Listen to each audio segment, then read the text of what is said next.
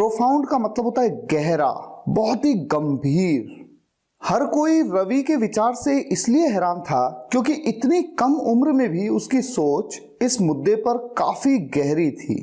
पहले आप सोचिए कि सेंटेंस को कैसे बनाएंगे। वीडियो को पॉज भी कर सकते हैं आप, क्योंकि आपको भी ट्राई करना है बनाने का। इस सेंटेंस को बनाया जाना चाहिए, everyone was shocked by Ravi's idea because even at such an early age he had a profound thought on this matter. पानी में डुबकी लगाते समय पूरी सावधानी बरतनी चाहिए। क्या पता हम जितना सोच रहे हैं समुद्र उससे ज्यादा गहरा हो। When diving, all the precautions must be taken. Who knows that the sea is more profound than we are assuming it to be?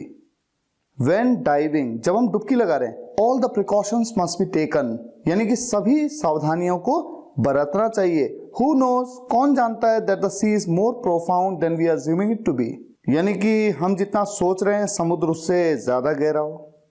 Next word, conflict.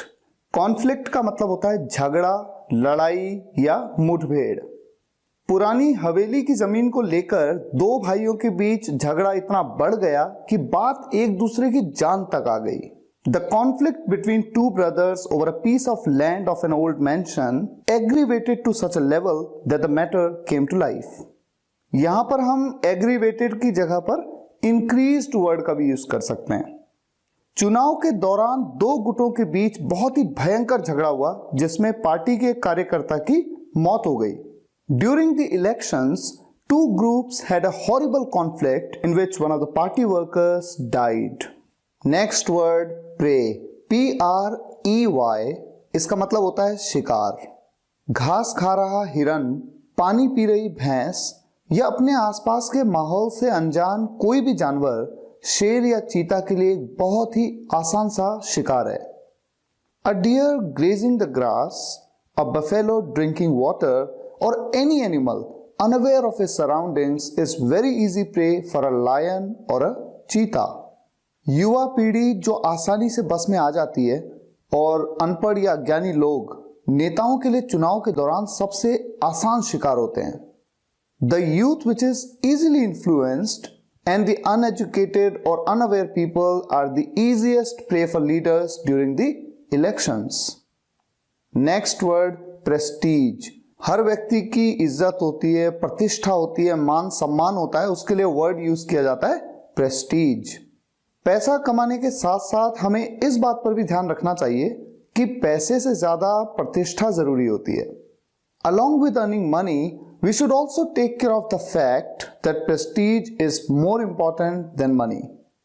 अभिषेक की गहनों की दुकान से उसका एक कर्मचारी सोने के किसी गहने की चोरी में पकड़ा गया है। इससे उसके और उसके व्यापार की प्रतिष्ठा को गहरी ठेस पहुंची है। One of the workers from Abhishek's jewelry shop has been held in the theft of some gold jewelry, which has tarnished his and his business's prestige significantly. Next word, garnish. Garnish का मतलब होता है सजाना, सजाना, संवारना। Example number 1.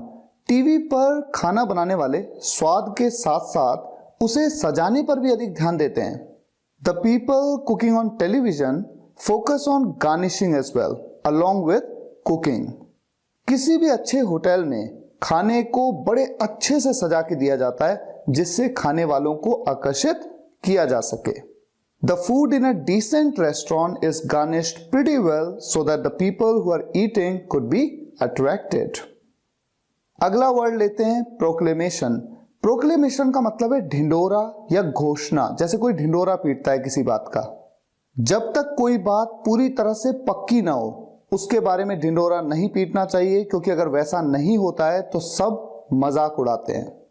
Until something is confirmed, we shouldn't make a proclamation about it, because if it doesn't go as planned, then everyone makes fun of it. सरकार ने इस साल के बजट सत्र के पहले ही कई चीजों पर टैक्स की छूट की घोषणा कर दी है। The government has a proclamation about the redemption of taxes on various commodities even before the budget session this year. Next word, glimpse. Glimpse का मतलब होता है झलक। रोहन में उसके पिता की शायद ही कोई झलक दिखाई दी।